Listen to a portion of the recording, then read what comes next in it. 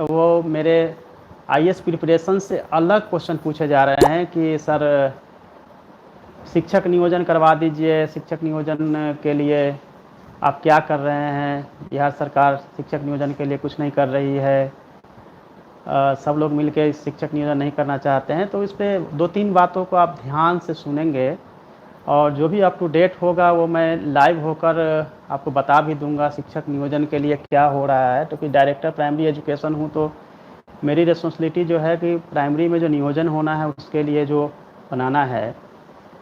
एक तो आप लोगों को ऐसा लगता है कि एलपीए सरकार क्यों नहीं कर रही, कोर्ट चालू है। आपको पता है माननीय उच्च न्यायालय में अभी बेल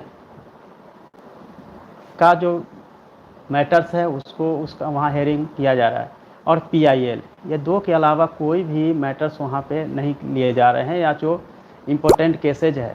तो डीएलएड से संबंधित कोई भी अभी डेट वगैरह नहीं आया है, जिसके चलते वहाँ पे हम लोग ऑलरेडी एलपीए के लिए दिया गया है। लेकिन एक दूसरा भी धारा है आप लोगों के ग्रुप में जो यह चाहते हैं कि डीएलएड को मान्यता क्यों नहीं दे रही है, मान्यता देने के लिए प्रयास करना चाहिए। मान्यता का 2 लेवल पे है। एक तो एनसीटी को हमने लेटर लिखा है, उसका रिप्लाई अभी नहीं आया, पहला। दूसरा, आपने देखा होगा एचआरडी मिनिस्टर साहब ने भी बोला है कि माननीय न्यायालय का जो निर्णय है उसका सम्मान किया जाना चाहिए और उसको हम मानते हैं। तो एचआरडी मिनिस्ट्री से भी अगर लेटर आता है इस बारे में तो उस पर विचार किया जा सकता है।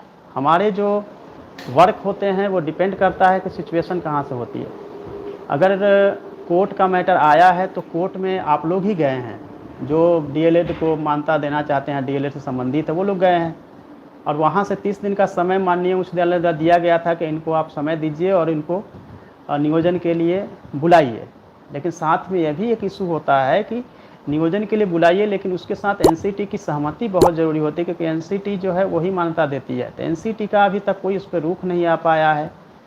और दूसरी बात यह है कि अभी लॉकडाउन में जैसे अगर 2 चीज़ें आपको मैं बताता हूँ, अगर एलपीए होती है, स्टे मिलता है, तो आप लोगों का मेरिट के लेवल पे पेंडिंग है, उसमें समय नहीं लगेगा, केवल काउंसलिंग कराना होगा। और काउंसलिंग के लिए लॉकडाउन में और कोरोना जैसी महामारी के बीच में हम काउंसलिंग बिल्कुल आप लोगों को ब्लॉक या पंचायत लेवल पे जमा करवा के नहीं कर सकते हैं, सोशल डिस्टेंसिंग टूटेगी। दूसरे वे जो उसके तरीके हो सकते हैं वो शिक्षा विभाग में चर्चा चल रही है, इसको कैसे किया जाए। हाई स्कूल में भी यही है कि हाई स्कूल में तो कहीं कोई प्रॉब्लम नहीं है, हाई स्कूल के लेवल पे मेरिट तो बन चुका है, लेकिन काउंसलिंग इसलिए नहीं हो पा रही है कि वहाँ पे काउंसलिंग कराने के लिए जब बुलाया जाएगा तो भीड़ होगी, सोशल डिस्टेंसिंग नहीं होगा। और यह कहना कि अभी इलेक्शन का समय आ गया है, इसमें नियोजन होगा कि नहीं होगा, तो मैं ऐसा कह सकता हूँ कि नियोजन इसमें होगी। ऐसा मान के नहीं चलना चाहिए कि नियोजन नहीं होगी। आप लोग के आपस के जो अलग अलग धारा है, अलग अलग तरीके से